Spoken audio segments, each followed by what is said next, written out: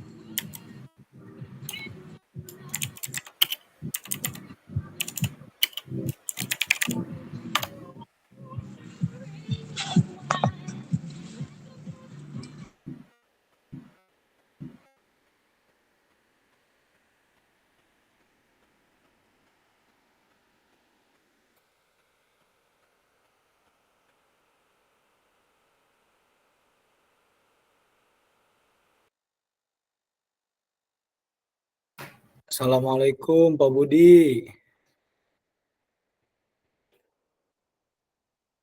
Waalaikumsalam, waalaikumsalam.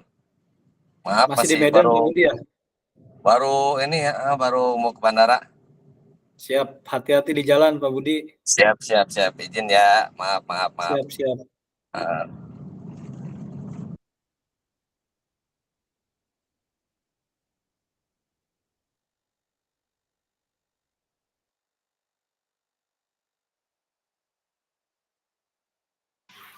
Yang lain ngajar apa tidur nih Kak James? Aduh, itu di luar satelit tuh kayaknya. Nggak Ini kedetek. lagi nggak ada di sekolah ya? Kak James nggak di sekolah? Lagi ada kegiatan tadi, ada BIMTEK di sekolah. Oh, jadi pulang cepat. Iya, pulang cepat. Oke, Terus siap, siap. ada pertemuan juga tadi tim pembuat tim pembuat LKS. Oh, LKS berarti bikin Korwil Tangerang ya? Iya, betul SD-nya. Luar biasa. Bikin soal juga kali PTS. Iya, betul, bikin soal. 3 soal aku Mantap. buat, 3 jenjang. Siap. Berarti bisa berbagi nih terkait pembelajaran diferensiasi ya. Udah dipancing duluan. Banyak kok yang lebih hebat, Kak. Siap. Kita belajar sama yang senior soalnya nih.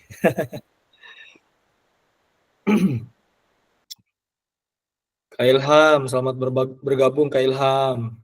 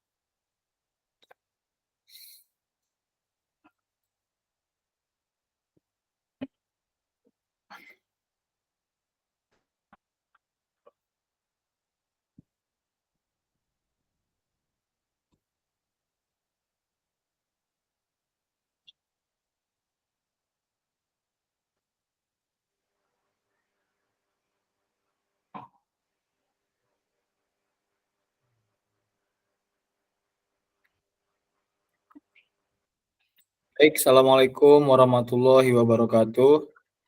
Waalaikumsalam. Selamat pagi, Bapak, Ibu, kakak-kakak semua. Di pertemuan kali ini kita materinya refleksi ya. Jadi kita akan coba mengulas pertemuan yang kemarin sedikit, modul 1.3. Kemarin yang bergabung di awal juga beberapa, terus kemudian menyusul, jadi agak-agak materinya nggak lengkap di awal gitu ya. Jadi kemarin pembelajaran PJOK berpusat pada peserta didik atau Student Center Learning.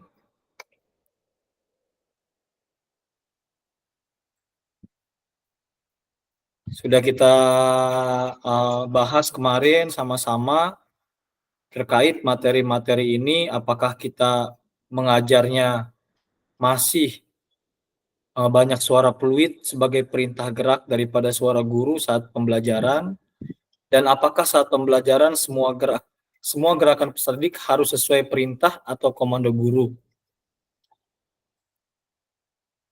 Nah, sebelum kita menjawab pertanyaan ini, kemarin sudah dijelaskan oleh Cassandra Lanucci tentang manfaat pembelajaran pada peserta didik.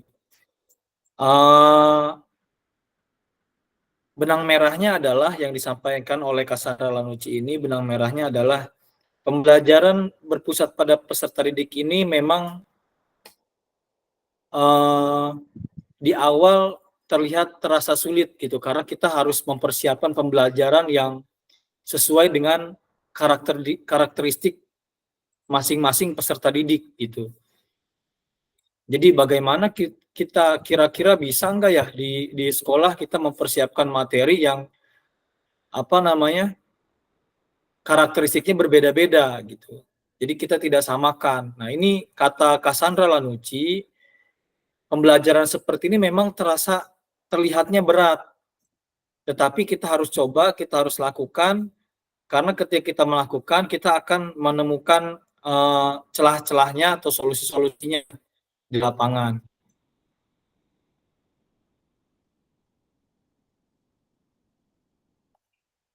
Terkait pembelajaran berpusat pada peserta didik ini,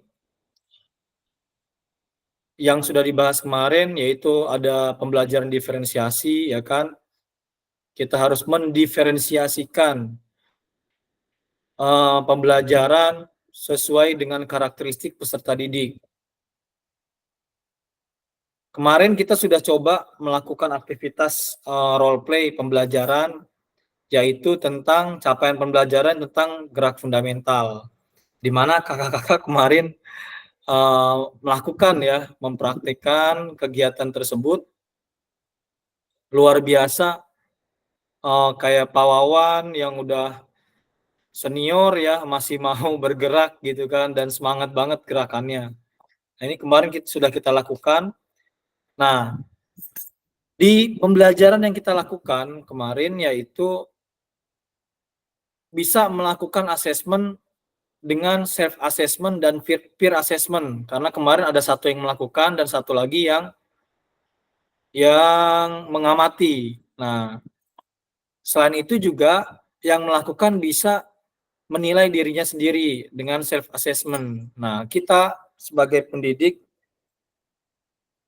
bisa mempersiapkan penilaian atau asesmen tersebut agar mempermudah bagaimana mereka bisa menilai diri mereka sendiri, dan bagaimana rekan atau yang mengamati juga bisa menilai temannya yang melakukan.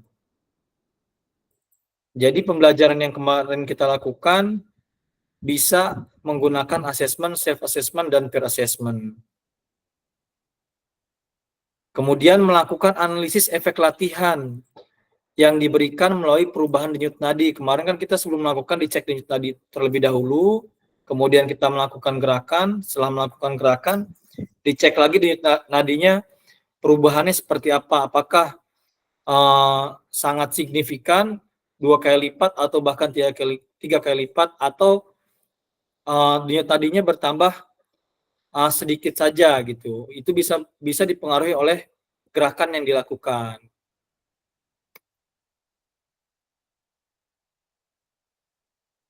Nah, ini gerakan fundamental atau gerak dasar. Ini kita bisa lakukan. Ini yang sering kita lakukan di sekolah dasar ya kakak-kakak. Mungkin di SMP, di SMA juga kurang lebih sama. Kemarin sudah kita lihat videonya. Sudah kita lakukan dan kakak-kakak sudah membuat umpan balik. Kemarin di spreadsheet kita sama-sama.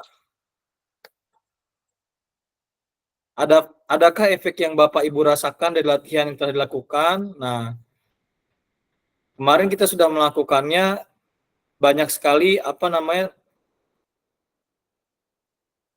masukan-masukan, penjelasan-penjelasan dari kakak-kakak semua terkait pembelajaran yang sudah kita lakukan. Ternyata setelah melakukan gerakan tersebut ada impact-nya, kata Pak Wawan kemarin tuh.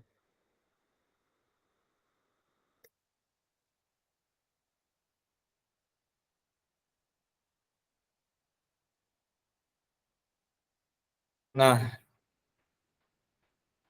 untuk peran guru dalam pembelajaran ini, yaitu guru bertindak sebagai fasilitator dalam proses pembelajaran. Jadi memfasilitasi pembelajaran terhadap materi yang ingin disampaikan kepada peserta didik agar peran peserta didik itu aktif dalam proses pembelajaran dengan memberikan gagasan, saran, dan kritik.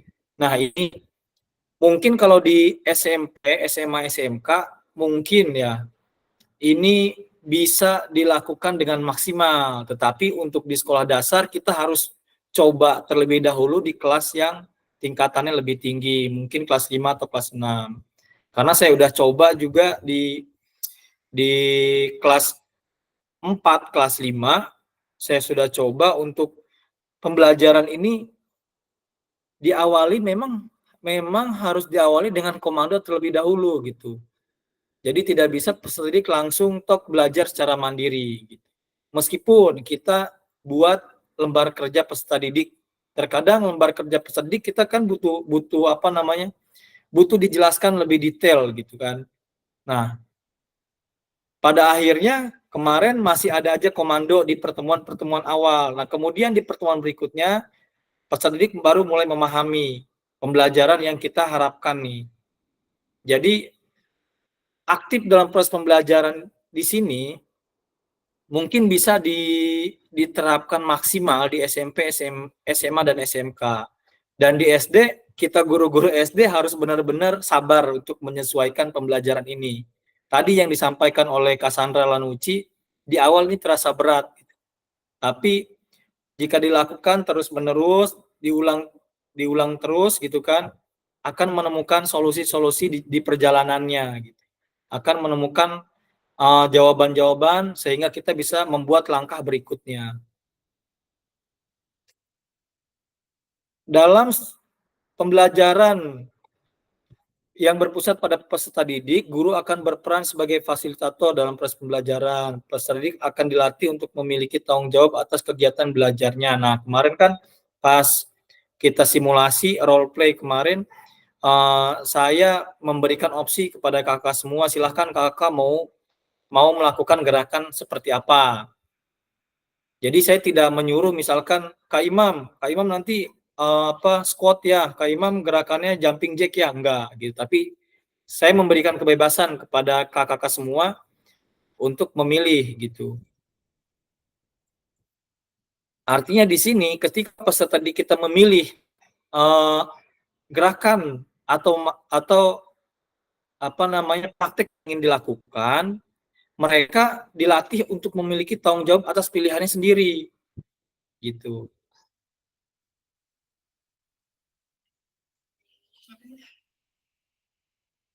Oke, dalam hal ini guru dapat mendorong perkembangan peserta didik karena guru bukan satu-satunya sumber belajar.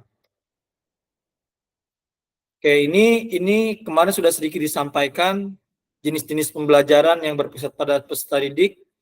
Kakak bisa lihat di LMS ada modulnya di LMS. Nanti kalaupun misalkan belum ketemu, nanti saya kirim di grup modulnya. Nah, aktivitas yang kedua, karakteristik perkembangan peserta didik. Memahami karakteristik dan minat anak, baik jasmani, sosial, emosional, mental. Nah, ini karakteristik usia SD, SMP, dan SMA tentunya berbeda. Makanya tadi ketika di SMP mungkin bisa dilakukan secara maksimal, atau di SMA dan di SMK. Tetapi kalau di SD tadi, karena saya mengajar di SD, menemukan banyak sekali permasalahan-permasalahan lain, sehingga kita harus mencari jawaban atau solusi-solusi di permasalahan tersebut. Tapi semakin kita coba lagi, ternyata kita juga dapat hal baru di situ. Oh, ternyata caranya seperti ini. Tapi tentunya di masing-masing sekolah berbeda karakternya. Nah, ini kemarin kita sudah coba mencocokkan, Kak Imam ya, kemarin sudah mencocokkan karakteristik dari usia 0 sampai 2 tahun, diajari berjalan, berlari, merangkak, ini terkait tentang jasmaninya, sampai ke mental kemarin nih. Kemarin sudah kita diskusikan. Nah, ini selanjutnya pembelajaran diferensiasi, ini sedikit aja mengingatkan kemarin refleksinya. Pembelajaran diferensiasi ini yang sering kita dengar, ada diferensiasi konten, proses, sama produk. Nah, nih. Mungkin kita akan diskusikan terkait materi ini kakak-kakak semua. Tentunya kakak-kakak lebih banyak pengalaman, baik itu diskusi di komunitas belajarnya di Gugus masing-masing atau di Koril masing-masing. Garis besarnya di sini di diferensiasi konten terkait tentang intratax dan intertax. Contohnya untuk intratax ini, misalkan kita mengajarkan anak tentang gerak dasar lokomotor. Gerak dasar lokomotor kan ada berjalan, berlari, melompat, misalkan. Yang kita ajarkan misalkan 3 itu. Nah, ketika kita mengajarkan 3 itu, anak diberikan untuk memilih, ada yang mau berjalan silahkan, ada yang melompat silahkan. Kita kelompokkan kemudian, kelompok yang berjalan, berlari, dan melompat. Nah, dengan tiga materi yang berbeda, dengan yang mereka akan lakukan, tetapi levelnya sama. Jadi misalkan jaraknya nggak terlalu jauh. Untuk lari jaraknya nggak terlalu jauh, dan untuk lompat juga jaraknya tidak terlalu jauh. Untuk jalan juga jaraknya tidak terlalu jauh. Nah, itu kita sudah melakukan diferensiasi intertax yang ini. Jadi mereka bisa melakukan banyak hal, tetapi tujuan pembelajarannya sama tercapai gitu, yaitu gerak dasar lokomotor. Nah, kalau intratax ini kita kelompokkan peserta didik sesuai levelnya. Ada yang misalkan kita fokus di gerak dasar lokomotornya lari, ada yang larinya misalkan larinya lurus, ada yang larinya zigzag, atau ada yang larinya lurus tapi gerakannya masih pelan, belum cepat misalkan. Nah, itu kita kelompokkan. Jadi, kelompok pembelajaran ini termasuk ke dalam intratax. Materinya satu tapi levelnya berbeda gitu. Nah, itu adalah diferensiasi konten. Nah, untuk diferensiasi proses itu lebih ke strategi pembelajaran kita. Apakah kita membuat pembelajarannya, mengelompokkan peserta didiknya, misalkan ke dalam kelompok yang cukup melihat penjelasan gurunya doang, atau melihat infokus, atau melihat orang yang mempraktikkan, atau bahkan kita kelompokkan peserta kita ke dalam peserta didik yang belajarnya kinestetik, yang memang mereka harus melakukan berulang-ulang. Nah, ini yang sering dibahas di komunitas belajar kakak-kakak semua. Mungkin ini lebih detailnya seperti ini, yang konten, proses, dan untuk produk ini merujuk pada hasil belajar peserta didik. Nah, ini setelah kita dapat hasil belajar kita, misalkan Nah, kita bisa ngelihat nih, kira-kira peserta yang ini kita kelompokkan ke dalam kelompok yang seperti apa. Kemudian yang sudah mahir ke dalam kelompok seperti apa.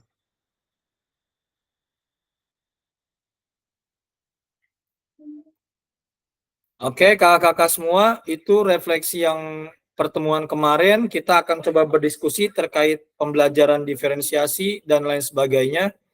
Dan refleksi-refleksi yang sudah kakak-kakak lakukan. Alhamdulillah ada banyak yang bergabung.